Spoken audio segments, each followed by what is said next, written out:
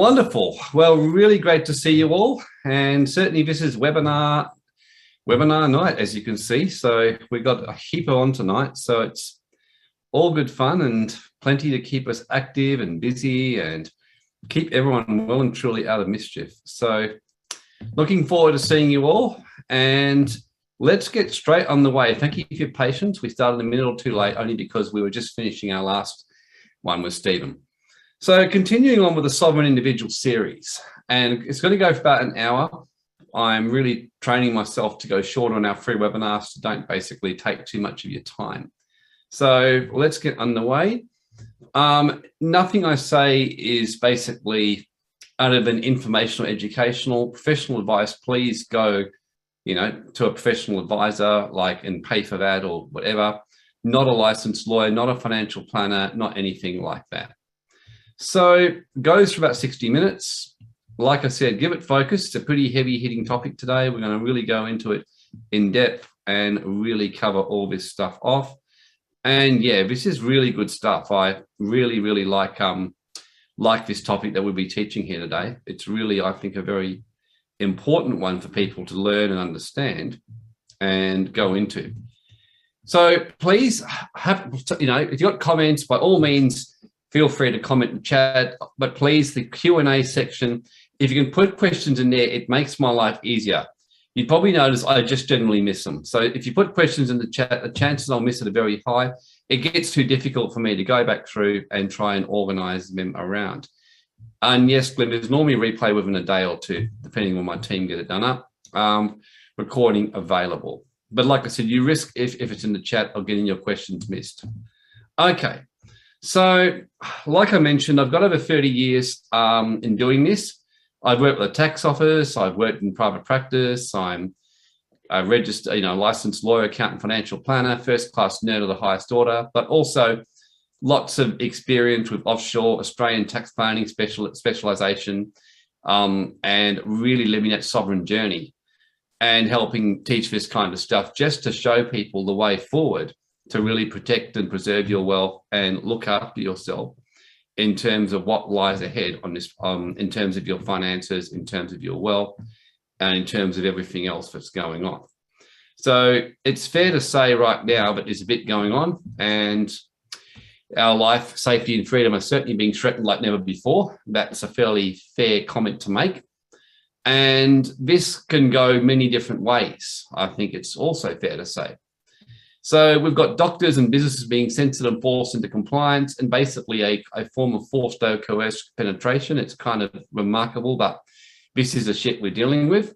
We're seeing provisional medical procedures being coerced with crazy carrots and laying ahead, all in the guise of public safety and health.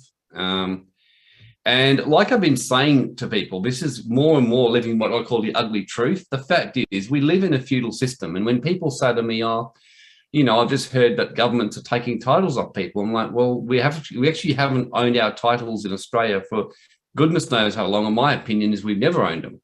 Australia was set up as a feudal colony out of England as a prison colony. The Constitution still says that England, the Queen, is in charge of the country, and nothing's actually changed. We're still a monarchy.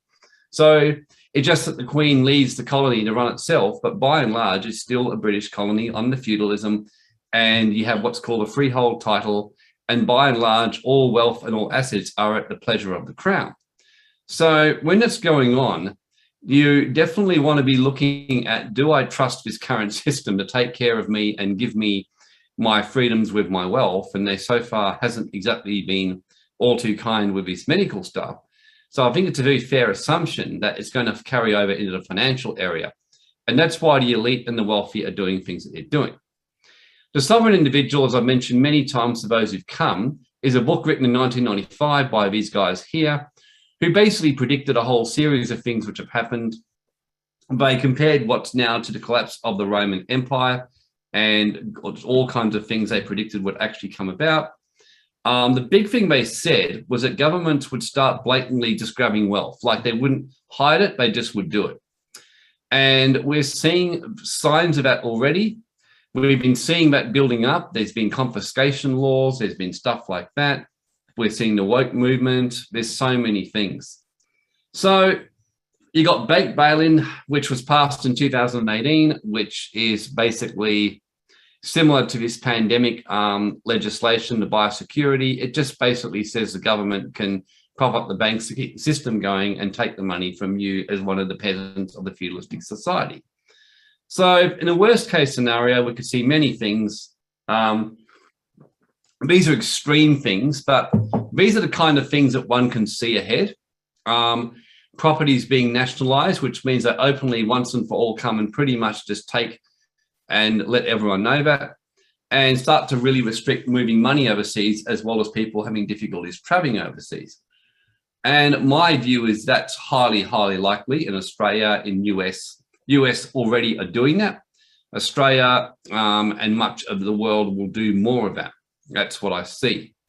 So being fully prepared and knowing about structures is really important. And that's why I just thought I'd give you a sneak touch on foundations and trust today. I don't know who's heard of the Pandora Papers. If you have, just type yes in the chat. But yeah, you may have heard of these Pandora Papers, which really, yeah. So these are quite interesting. What they are, the Pandora Papers, basically a few days ago came out. They say that basically what they've done is there are a whole series of four corners investigative journalism who's secretly gone in there, tapped into all the high net worth and elite, found out some leaks and found out who's got offshore companies and trusts. And as Simon Black said in A Sovereign Man, he said basically really all most of these people are doing is just protecting their wealth. And what's interesting is that, and why would they do that? Well, obviously they know something that everyone, but most others don't really know. But why are they doing it? Well, they're doing it, but of course the article pretty much talks about them as lowlifes, as tax evaders and everything, or implies it, and then at the end makes this little comment saying, we're not saying that anyone's doing anything illegal. And I chuckle about that. It's a very carefully written, insinuating article, as Simon Black says. So it's giving you a little bit of an idea about the fact that governments are really having a go, and they definitely this woke, and if the governments don't take your money, the woke culture will do it. One of the reasons I predicted an 80 to 90% take up of the jab in Australia is because, you know, basically is because I just said, look, most people will just kind of, you know, go along. They don't have the mental strength to basically resist this, and yeah, don't have the kind of education and things like that. And most people, when it comes to this kind of stuff, most people by and large resent the rich is what's happening, and they therefore go, yeah, let's just kind of do this. And yeah, I've even seen people who are supposedly very switched on people been doing these big rants about, you know, basically offshore, you know, tax minimization, structuring, and how wrong it is. And I'm like, you got no idea. So the Pandora Papers shows, though, a real push to shame. And if they can mandate the jab, and sorry, I predicted the 80-90% because I said that most of the companies would be the one enforcing it and pushing for it, the big businesses, which is what's happening. And I equally, you know, I can see the same thing with this. I mean, it'll be a lot of the woke movement demanding, like in the French Revolution, that people's money be made available for everybody else. So yeah, it's based. So a similar thing happened 5 years ago, and yours truly was named. So if you want to type in Warren Blackmar Papers, you'll see I was named. It's pretty cool. I had the ABC drop over, and in the article they said I was the only one that actually said there is no evidence I did anything wrong, and they even said to me, you know, basically you seem pretty clean. We're just curious to find out why you did it. So it was an interesting experience, but the elite all do it. Malcolm Turnbull, Mitt Romney, you may have heard of these politicians. They both have Cayman Islands investment funds set up. Most of the elite have this kind of stuff set up, and they do it for the very simple reason of protecting people's wealth, you know, also protecting their wealth, and because they know what's potentially coming, and they want to make sure that they're well secured, and they use stuff. So, and like I mentioned, an entitled society will be calling for blood and people's money. So you definitely want to be in a position where you're protected. So even if people can yell a bit about it, at the end of the day, there's not much they can do if the money's secured.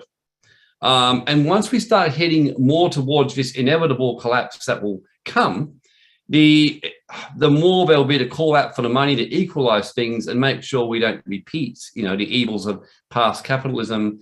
And that will trigger a reset. And they've even said this in the Great Reset literature about a great financial reset will be triggered by the fact that, to get rid of the evils of capitalism. So it's really clear to understand that structuring yourself really well to protect your ability to generate a life and income. And it's really good. I've been taking preventative action for a long time. I learnt the hard way, where I was virtually a cripple 20 years ago from ignoring signs in my body and health. And I was pretty much a cripple for 5 years. And that was so horrible.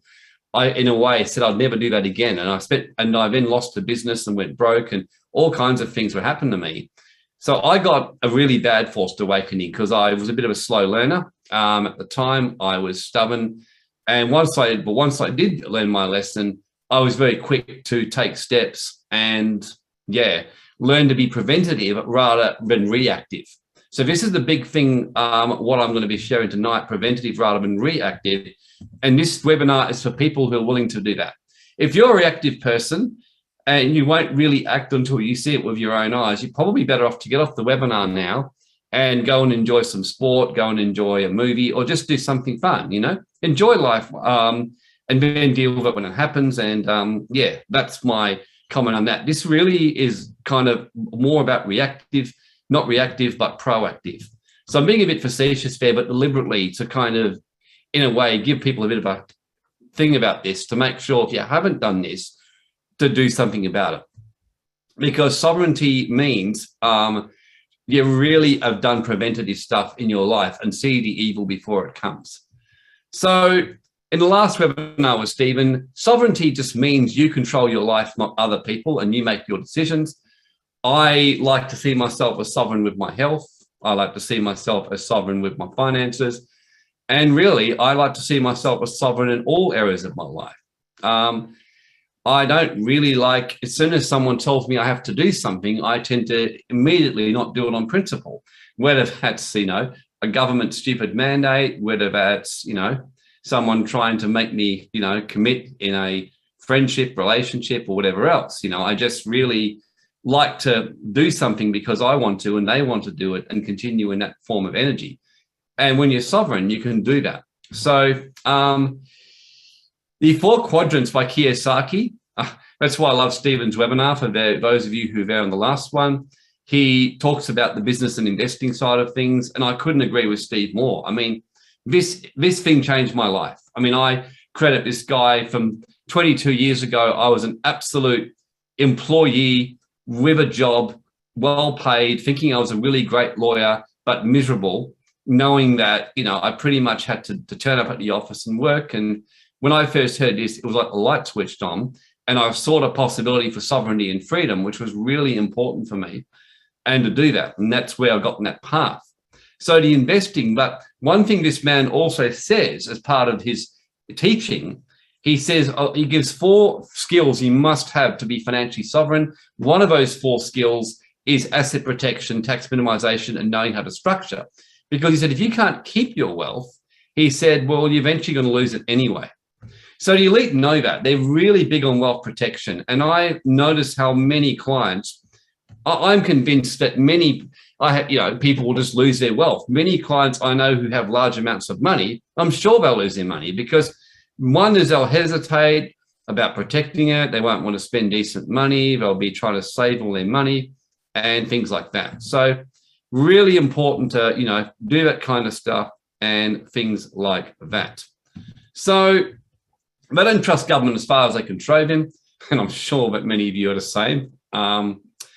They know that governments are the biggest organised crime gangs, extortionists. The sovereign individual said that. People have this kind of illusion and almost like aura about government. And governments really, they bear no resemblance to most of their constitutions in that they're meant to be representatives of their people.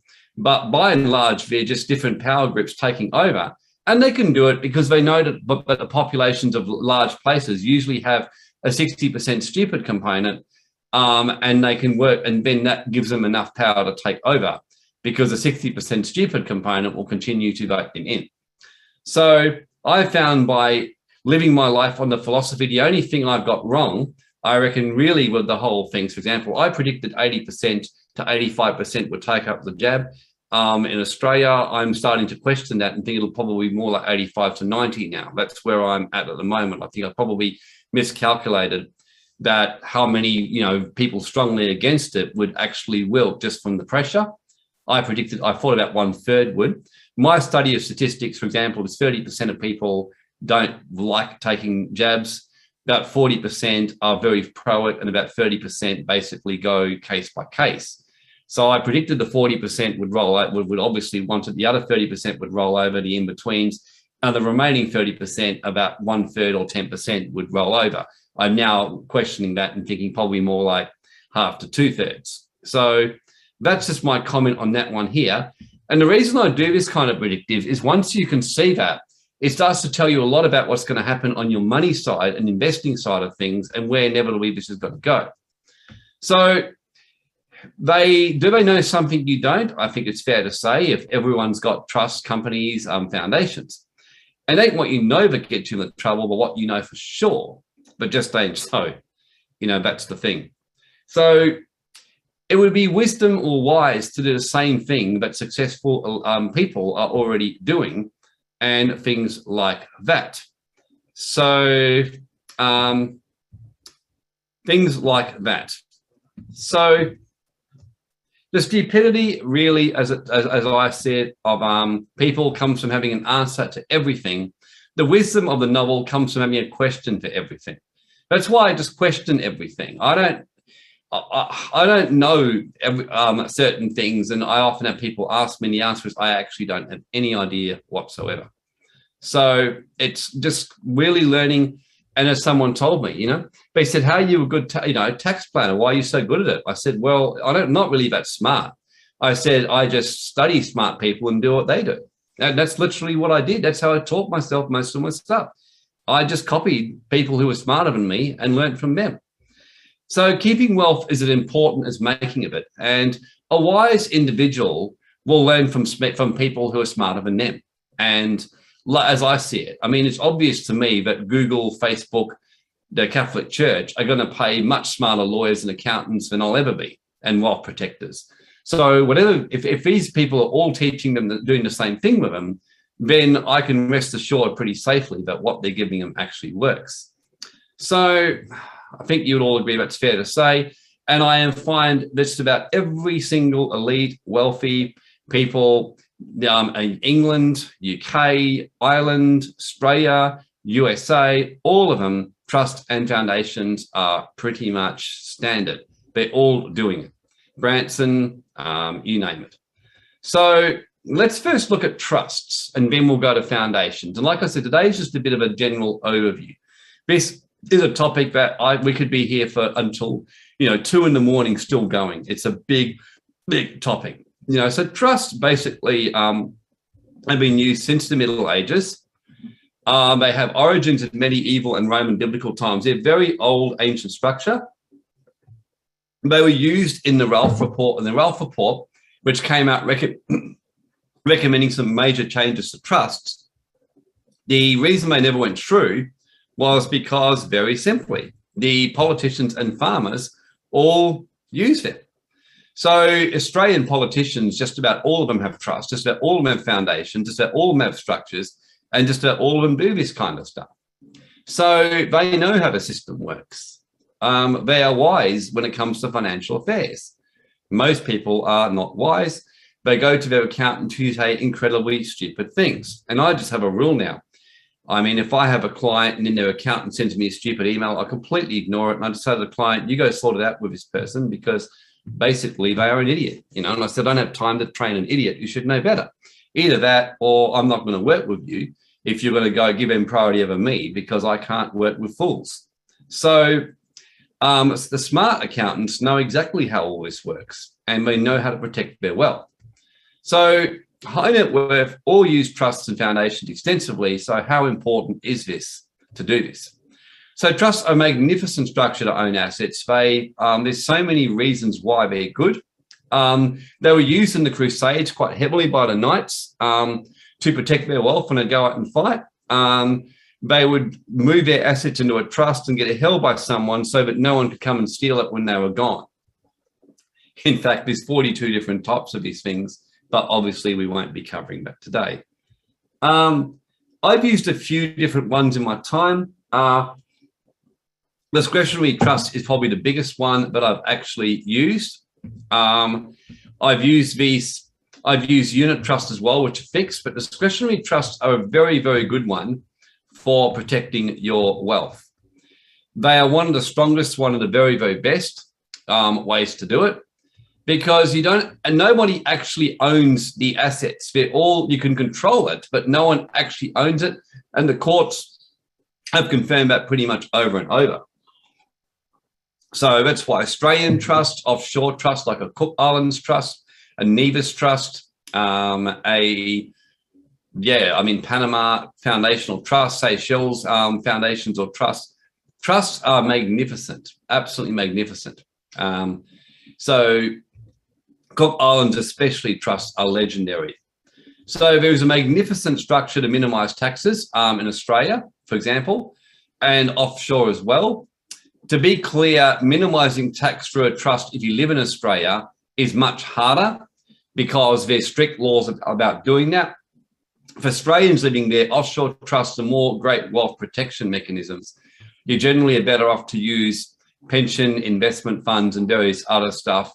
And even then, we're very careful planning. And there's a good reason why the big companies and the wealthy pay lots and lots of money to their tax people every year to stay strictly compliant, because they know they're going to be looked at by the ATO year after year, and they always pass the audits because they've paid lots of money, whereas the average person tries to do a cheap, quick way to minimize taxes. So this, for today, the main thing to understand is a family trust or any kind of discretionary trust in Australia or offshore is a magnificent wealth protection. It's really good. I use trusts. I've got all kinds of trusts. I've got foundations myself. I just don't keep anything virtually in my own name for that reason. So the court cases have shown the strength of discretionary trust. They've been proven over and over again. So the Cook Islands, of course, is fabulous, as I've mentioned, really, really, really good. And so many like high net worth people, when they come to me, they'll say, yep, I've got a Cook Islands trust set up. I'm like, yep, or I've got a Nevis trust, or I've got this set up. So if you're going to go that path, you definitely want to get professional advice and you want to get educated. That's one of the reasons we're doing that one-day event on the 23rd of October, which I'll mention at the end briefly, just for people who are interested to hear more, where myself, Stephen Pettit, who spoke in the last, is a world-renowned international planning specialist. And then, we've got a guy from Singapore Gold Bullion Company who's coming to show people how you can get involved in the offshore precious metals to protect wealth and all stuff like that. I'm also hoping to secure a brilliant, US asset protection speaker on worldwide assets, but that's still to be confirmed. So that's a trust. And the main thing with a trust, like I'm saying, is there's different types of trust. There's things like that. They're really, really, really, really powerful, and they're well used. So a unit trust is another type of trust you can use, which I haven't got here. That's one which is where you can own the share, you can own units. As an example, Global Wealth Club, which we run, I'll just tell you openly, we run this actually through a unit trust. And we do that because, as well as asset protection, it just works better in Australia than a company for capital gains tax planning, for distribution of profits for the trust, and things like that. So we use unit trusts here. I'm a huge lover of trusts myself in Australia. I find they work very well in Australia. Overseas, generally, I find companies or foundations work better than trusts, with the only real exception being the Cook Islands Trust, which if it's a pure protection and you've got a fair bit of money to burn, they're an amazing, amazing structure. So, yeah, trusts are really, really good. And the biggest thing I find is that people, when I say trusts, I'm also suggesting that you want to have multiple trusts. So you don't want to have, say, your business in the same trust, obviously, as your investments. So if you've got a whole lot of crypto, gold, silver, you want to be having that in basically one trust, and that's different from the one that runs your business or the company that runs that. Equally, if you're building up a lot of an offshore nest egg, you may definitely want to be looking at an offshore company for some of your wealth. And the biggest reason for that is, let's say that Australia does activate this bail-in laws. Well, wouldn't it be great if you wake up one day and you find, to your absolute horror, they've reset all your money, but then you remember that you got your offshore structure sitting up there and you got, say, $500,000 or $1 million. And even though it's horrific that you've lost so much money over here, you've still got some money over there because you've taken some wise steps. My experience, that will be a very small minority, because most people won't want a headache and won't bring themselves to do that in the end. But just imagine the wisdom of actually doing that. So trusts are really, really great in Australia to protect assets, run a business. They minimize tax really, really well, because you can split income with a trust in Australia, like very, very easily. The foundations are a really good one, and I'm probably spending a little bit more on that than trusts, to give you a bit of an idea. Just to remind people, if you put in your questions in the chat, they're not going to get answered. So if you put them in the question and answered, I'll be making my best to answer. So I'm just going to remind people of that. So if it goes in the chat, it's not going to be answered. So foundations provide strong asset protection, so to speak. They have very ancient origins, a not-for-profit foundation. And the biggest reason why I really, really, really love having foundations and think they're so absolutely spiffingly wonderful, so to speak, is that they give you a chance to actually be a philanthropist and give back. Now, I remember speaking with Dr. John DeMartini and Stephen Pettit. We both talk about this, but everyone I know who's got a really serious amount of money, eventually you realize that there's only so much money you can have, and it's not fun to be wealthy and all your friends not to be. And you also start to desire to help other people and find a meaningful life. And so foundations, philanthropy is the most rewarding thing you can do. And even some of the most, horrible people on the planet who are rich, they all end up doing extensive philanthropy. That's what I've noticed, because everyone finds they want to in some way give back. And we know it's like an ancient law of wealth. It's almost like an ancient spiritual universal law that I've noticed, that people who do that get looked after more. In fact, John DeMartini told me that he has a few billionaire friends who he said, as soon as all of them got involved in foundations, especially among teenagers and youth, their businesses exploded, and they had governments wanting to throw money at them, clients wanting to give them all their business because they were so happy that they were doing that. So philanthropists, I've noticed the more I become a philanthropist, doing lots of free webinars, giving back and helping people, our work has really taken off. And it's because people appreciate it when you're really giving back and giving away a lot for free and to really help the world. And people are less fortunate than you.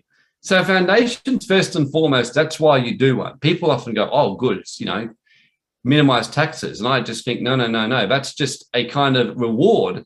But someone who sets one of these things up properly gets for giving back and helping the whole world, as well as having your assets amazingly well protected.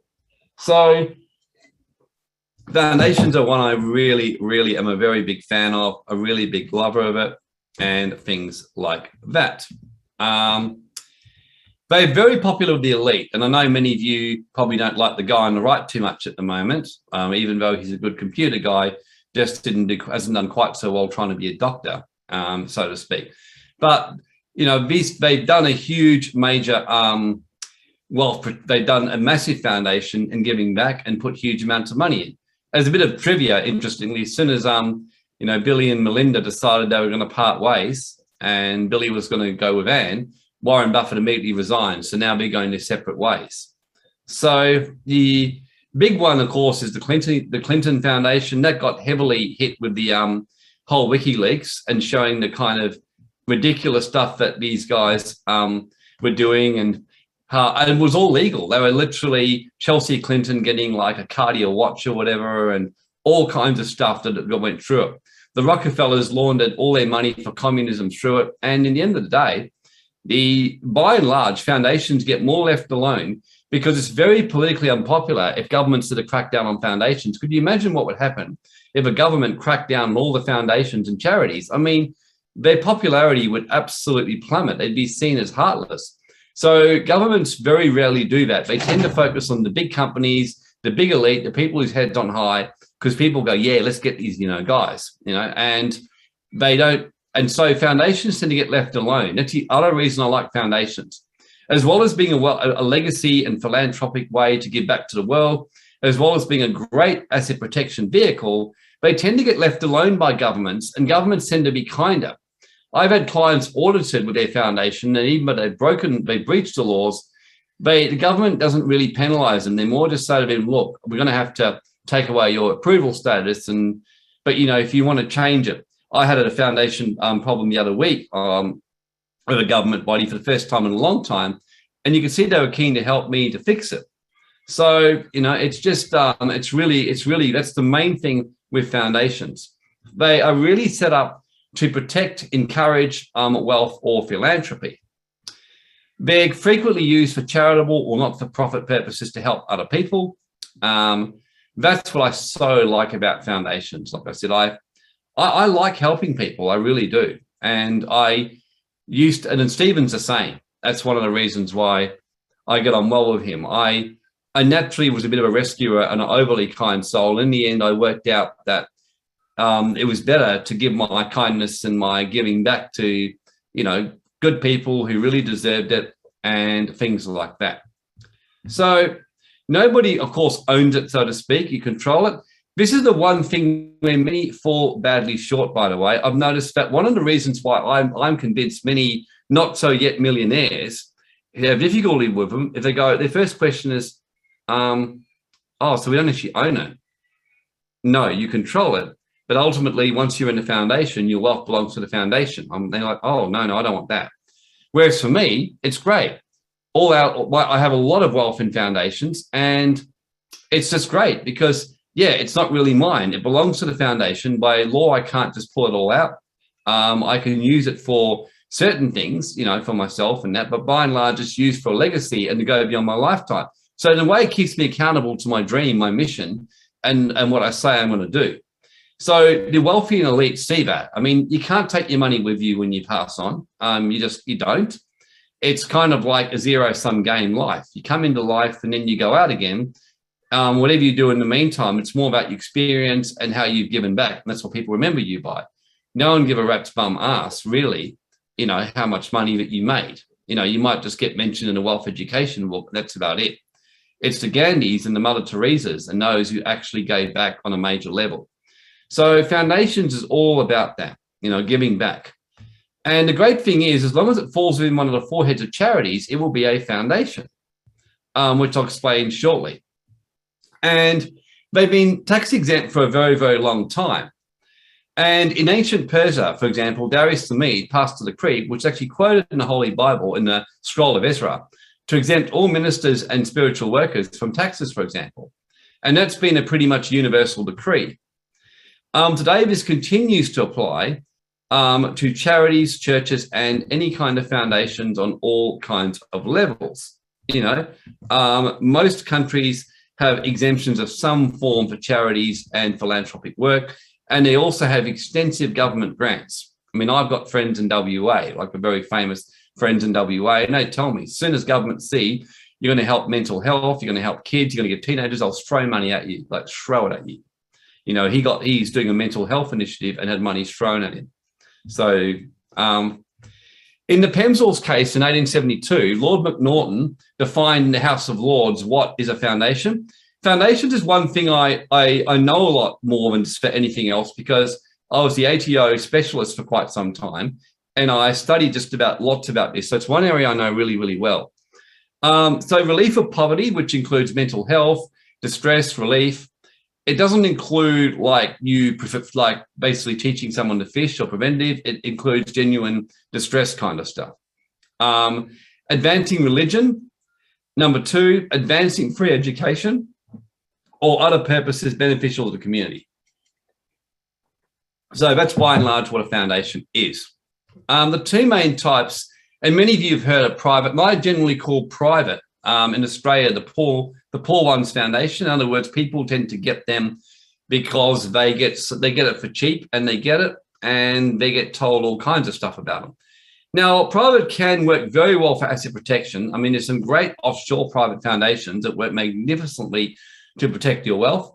Many people in Australia get into tax minimisation, and I always find it interesting when they come to me to get a guidance on it. I'm like, well, the problem is I can't really guide you on that. And they go, why? I said, well, they don't work in Australia for tax minimisation. Now, the fact that in practice the ATO often turn a blind eye to it doesn't change the fact that every time the ATO have decided to pull their finger out and go after some of them, they always win their cases. So that's one of my comments on that. But in saying that, in practice, they tend to really get ignored. But I do know people who've been targeted and they've come to me for advice because they've just got massive penalty bills and court losses. So, like I said, they work very well for asset protection in Australia or offshore. Tax minimisation, they work less effectively because the government have passed laws stating that you've got to get it actually approved with the Charities Commission and the tax office. As an example, US is very similar. US, in fact, have a very, very good system of registering churches, even better than Australia. And Australia is pretty good, where pretty much you could register a church that's worshipping a dollar note and that will be approved. I mean, it's quite classic. And so many people in the US don't actually realize how brilliant the laws are for churches and foundations in the US, as an example. The Isle of Man and, of course, Seychelles, there's some great, great places. Panama Foundations, very popular, quite amazing, and work really, really well. So churches are very popular. In the Scientology case, to give you an idea, in Australia, the tax office always lose their cases when they tend to try and challenge them. He pretty much said, as long as they're a supreme being, that's enough to be a religion. So it's pretty broad. And he just said there has to be a code or canon of conduct. So if it's a Christian, a Gnostic, a Muslim, a Hindu, a Tao, any of those kind of stuff, or Buddhism, that's going to be fine. But yeah, I mean, we've had quite a few set up over the years.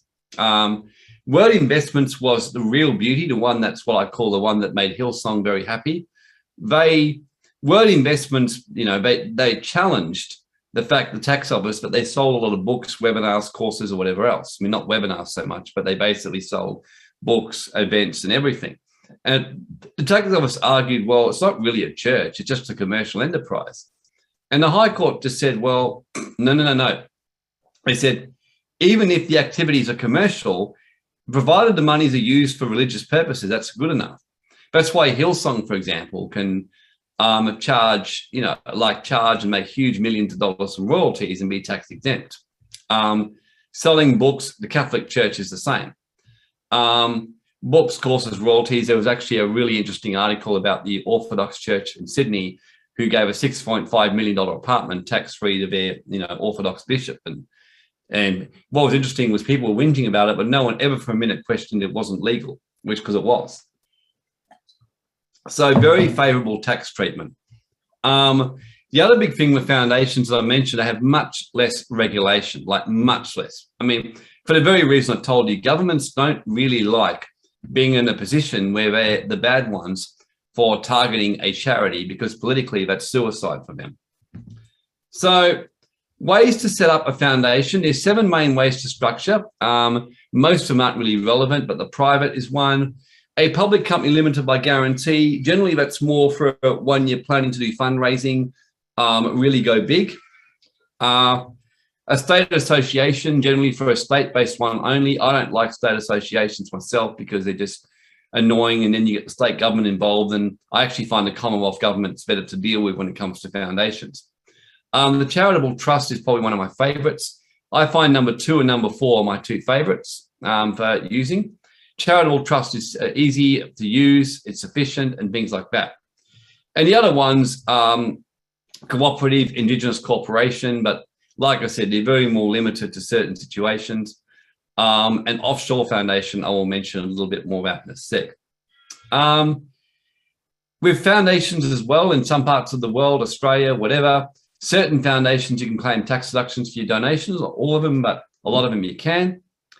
The common types of foundations: churches, mental health, public benevolent institutions, educational scholarship ones like we are in the process of setting up my 17-year-old Edward a youth sovereignty school foundation to actually educate teenagers and young adults and really help them become sovereign and stand up and become financially independent, learn spiritual connection and things like that, because we can see many youth are craving connection, spiritual connection, but also financial sovereignty and mental strength to stand up for themselves among their peers. So we're in the process of setting one up right now and really about to launch it big time. So we're very excited about that. The Necessities Persons Fund is, people raising money for someone who's been crippled or really badly injured or whatever. School building funds is very common for a church to do for a Bible college or things like that. Library funds, all these kind of stuff. These are just some examples. Who's finding this interesting, by the way? I'm going to go some case studies and a couple of other things, then I'll take some questions and go through what we're given. Hopefully a few of you are enjoying it so far. Suzanne, loving it? Awesome, that's great. Yeah, it's always good to learn how it all works. This is how I learned to do it, listening to webinar or courses, and I've spent millions and I went to just about every course I could go. So case studies, just a few ones based on some real life. Seventh-day Adventist Church. This is, many of you may have heard of that one. They receive donations, pastors, various branches. They have their church set up, which is tax exempt, of course, as normal in Australia, as an example. And they've also got Sanitarium Health Foods, which is where Wheat Bix makes a lot of money. I'm pretty sure their profits are like hundreds of millions, even billions. And they actually, they're owned by the church as a shareholder. So therefore, the company is actually tax exempt. So that's just an example. They have cafes, health food shops. So by and large, they don't pay tax. It's always legal. No one ever questions it, and nor should they question it because it's legal. Hillsong Church, many of you have heard of him, they've been in the news. I actually know Brian Houston. I know these guys. I don't mind them myself. I think they've lost their way in recent years, but more getting too caught up in the self-help movement. But 30 odd years ago, they were great. I mean, Brian used to come through a lot and preach in churches. I was involved as a kid, as a young teenager, and he's probably one of the most interesting speakers I've heard, very good speaker. People who've worked with him all rave about him as a leader and how well he treats his people. He's tough on them, brings the best out of them. So yeah, that's just my own take on it. But like I said, they've just kind of in recent times, I think, lost their way a little bit. And as a result, they've got themselves in the media a bit now.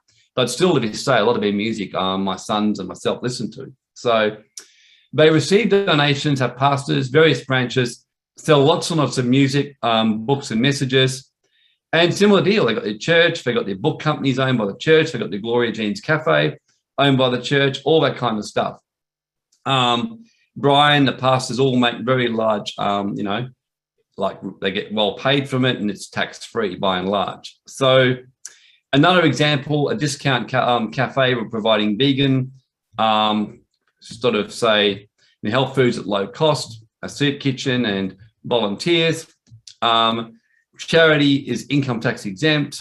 The other thing about a homeless relief that's different to a church is you can get what's called DGR status. So let's say all gifts that are made to it are automatically tax deductible. You can even get FBT rebatable benefits, which means even your staff can be have some tax exemption. That's why doctors love working for hospitals and they get some tax exemption.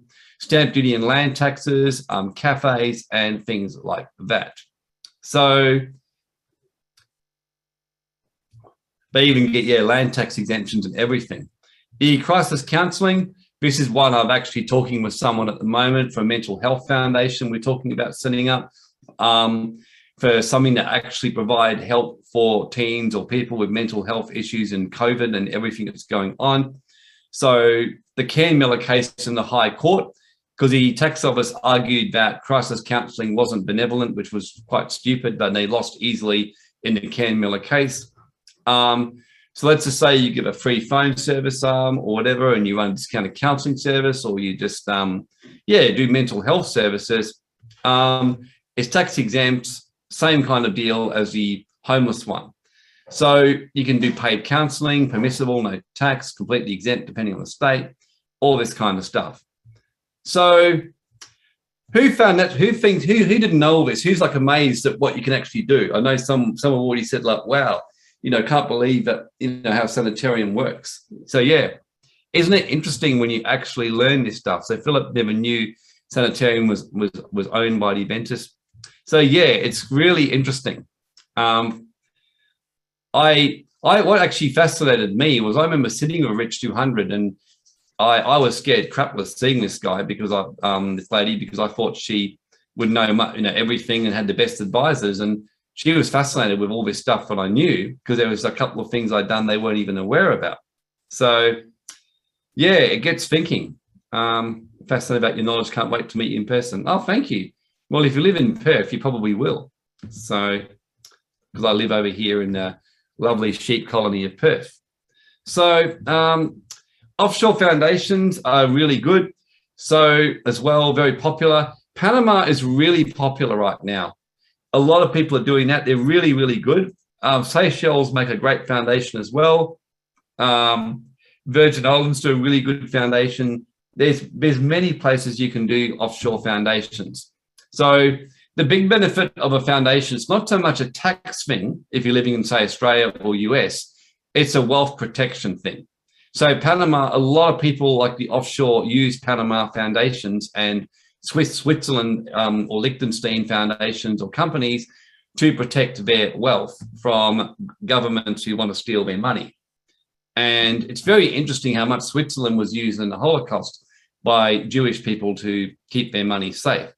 So the use of overseas jurisdictions and the use of trusts and foundations has been around for a very, very long time. So really, it's the best thing you can actually ever do. So really, in summary, a foundation, trusts and foundations have been getting used by the wealthy and the high net worth now pretty much for years. It's been centuries, in fact. It's the oldest thing going. It's not this evil thing that the woke movement would like to make you think it is, or the government or whatever else. In fact, I remember when the aggressive tax planning audit unit of the ATO rang me about my offshore structure, and I had a brief flutter, and I just talked to them about what I was doing and said, oh, yeah, no worries. So you're just protecting wealth. Yep, no worries. That sounds interesting. How are you going? That's good. Talked about the fact I'd left the ATO, and they go, great, okay, see ya. I said, bye. And that was literally like that. So once they see that you're actually a wealth protector, they don't really care. It's only when you do dubious tax minimisation. Keep in mind, too, if you're living in Australia and you're setting up offshore structures to minimise taxes, especially since the Bywater Investments case and also the new economic management test, you really would have to be setting up in the hundreds of thousands would be your cost to set it up, get the compliance in order, and do everything to make it actually legal and workable. Okay, so I'm going to start going through all these one by one, the questions. Should we move our superannuation to super fund? I'm not allowed to advise that legally in any way, shape or form, so I can't say that. I'll just leave that question. How do people get money into their structures? Obviously, they're using a different transactional system. Would you say so, Warren? Not really.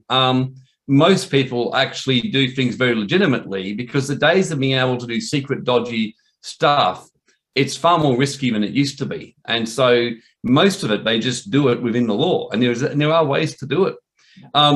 Some use different transactional systems, but many just get the best advisors. There was an article by Peter Martin in 2016, the Sydney Morning Herald, who pretty much just went through and he discovered that of the 56 richest Australians, only 2 paid taxes, and every one of them was completely legal. But they all spent like about $1 million plus with people like me and other people. So they just did things really by the book. They didn't take any risks and they paid well for it. So the regulations on foundation bank accounts are getting more strict. Authorities are catching up. Well, the bank accounts have always been difficult to get for a foundation worldwide, just about anywhere. That's the one weakness of them. You've really got to kind of look around. Australia, you're probably talking about private foundations, and yeah, I mean that's the case. But getting one for a public foundation in Australia, I don't have any problem getting one. They'll give one straight away. Haven't seen any evidence of that being a problem in Australia. Brad, the Cayman investment fund that Turnbull set up, what would be the minimum amount before this is cost effective? Oh, look, they'd be spending like a lot, like they would have, you'd be talking about, these have got $1 million plus funds and $1 million plus funds, most of these. The reality is to get into the kind of sophisticated offshore investments and make the best returns, and most of them are much better returns in Australia, they won't receive Australians unless you're a sophisticated investor, which means you've got at least like 2.5 million net worth proved, which can be proved by your accountant, or you've got an income of 250 grand plus. So most of the best investments to keep on the good side of ASIC won't accept you unless you're a sophisticated investor.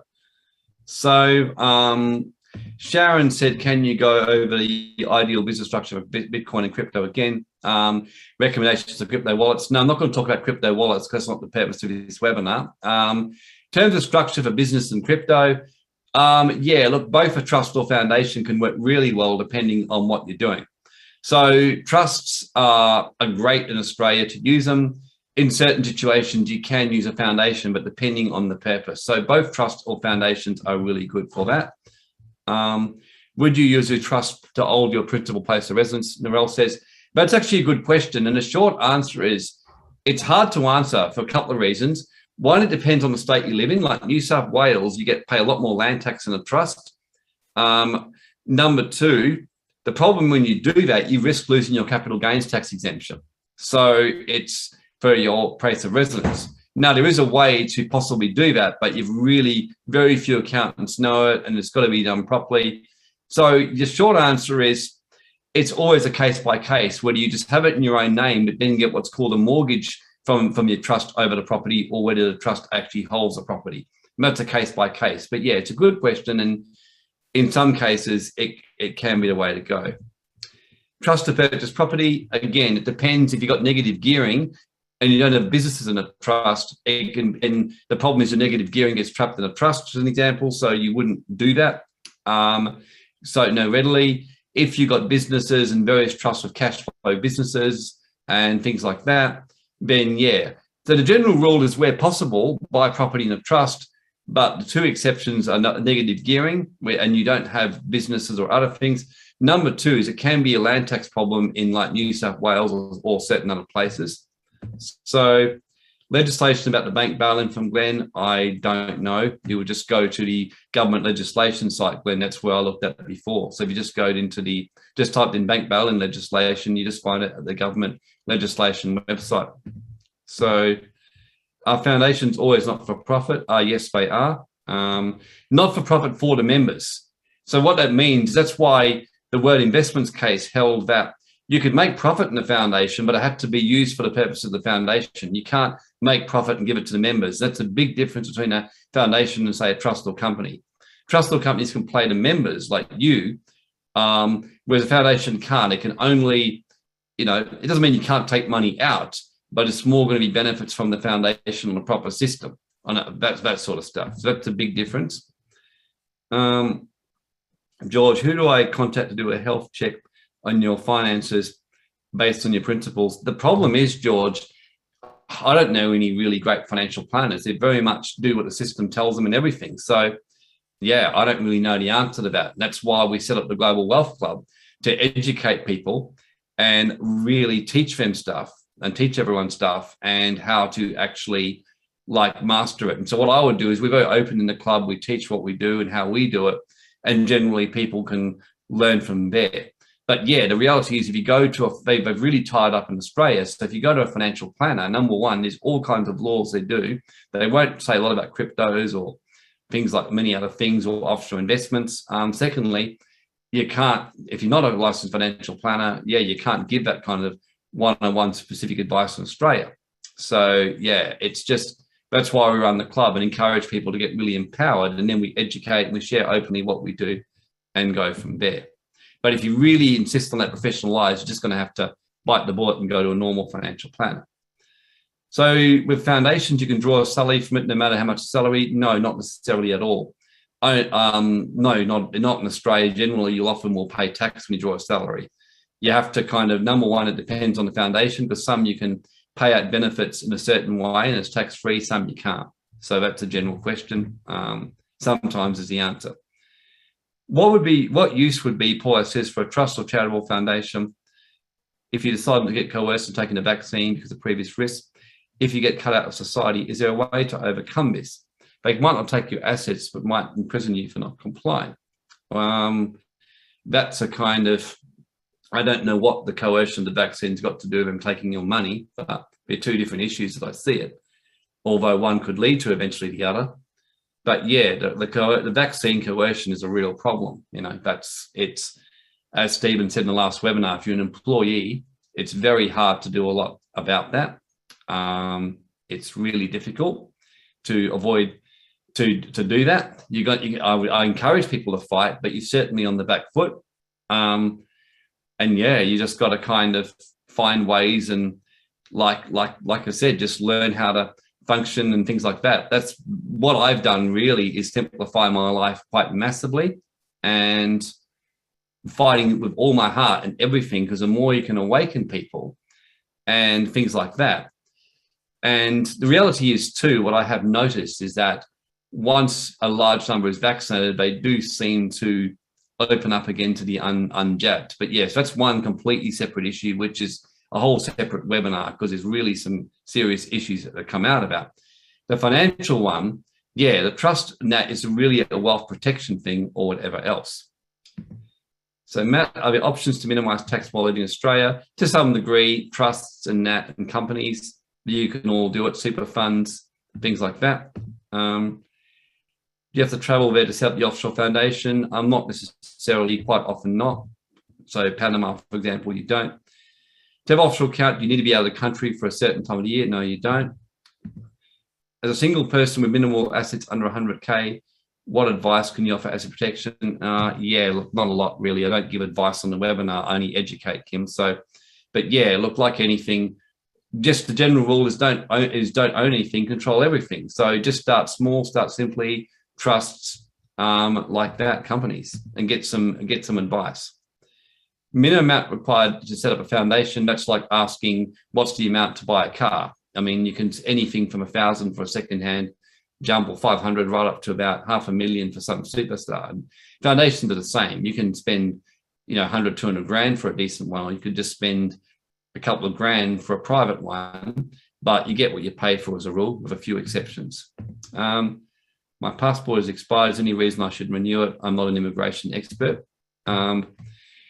Do you think trust won't be hijacked in the reset? Well, nothing's off the table, but politicians always look after themselves. So my feeling is probably not, but you never know. Matt is the overseas. Oh, hang on. I just got rid of it by mistake, Matt. Sorry, you have to put your question in again. I pushed the wrong button. Jack, what were the 4 reasons allowed to structure as a public trust again, briefly? Yep. Relief of poverty, religion, advancing education, and other purposes beneficial to the community. Philip, what structure are most Australian think tanks? No idea what you're talking about. Lamel, for every investment property, should you set up a new family trust to hold the property? You'll keep putting on the same family trust. Depends on the situation. Brad, who do I contact if I'm looking to set up offshore family offices with offshore employees, Warren? Well, we certainly, the Global Wealth Club, Brad, do that kind of stuff. I mean, I'll quickly show my, let me just quickly show you my, okay, let me just quickly take you to the website and go there.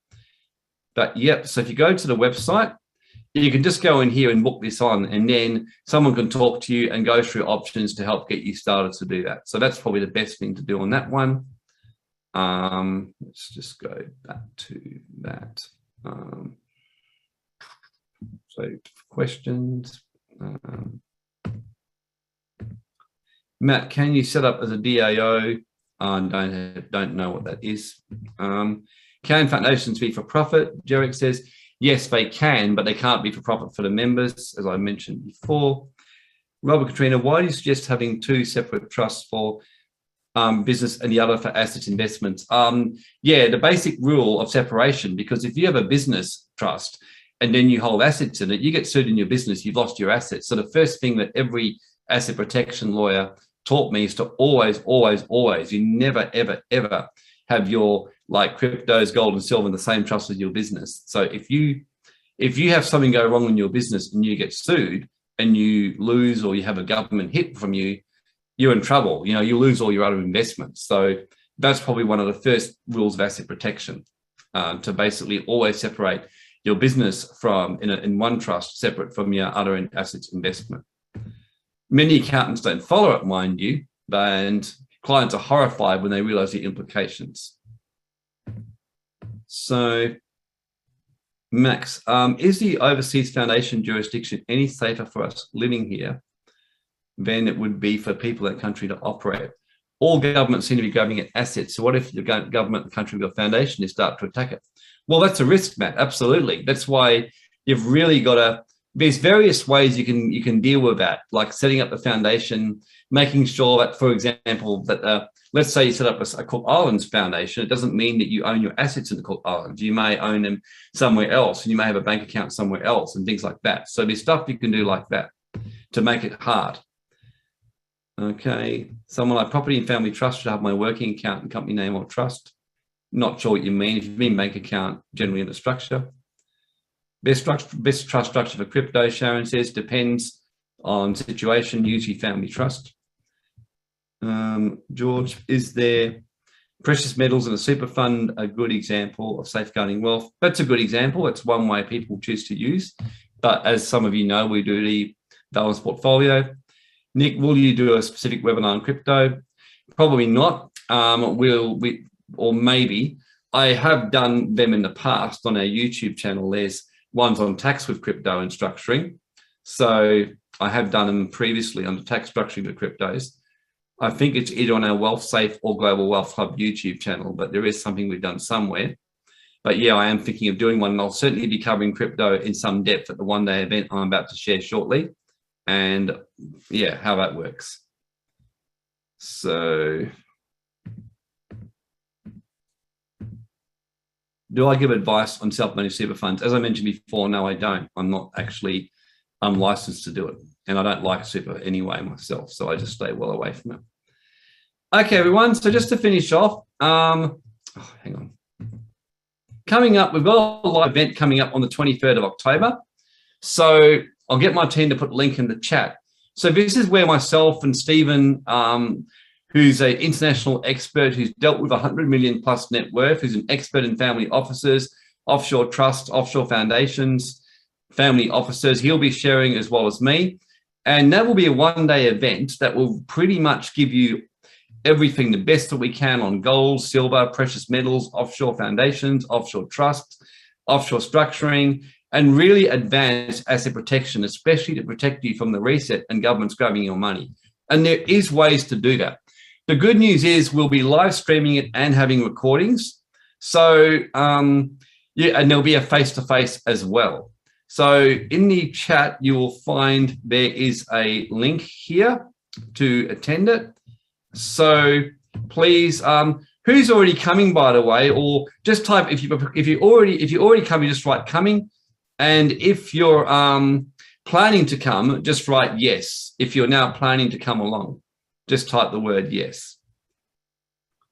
So that way I get a little bit of an idea.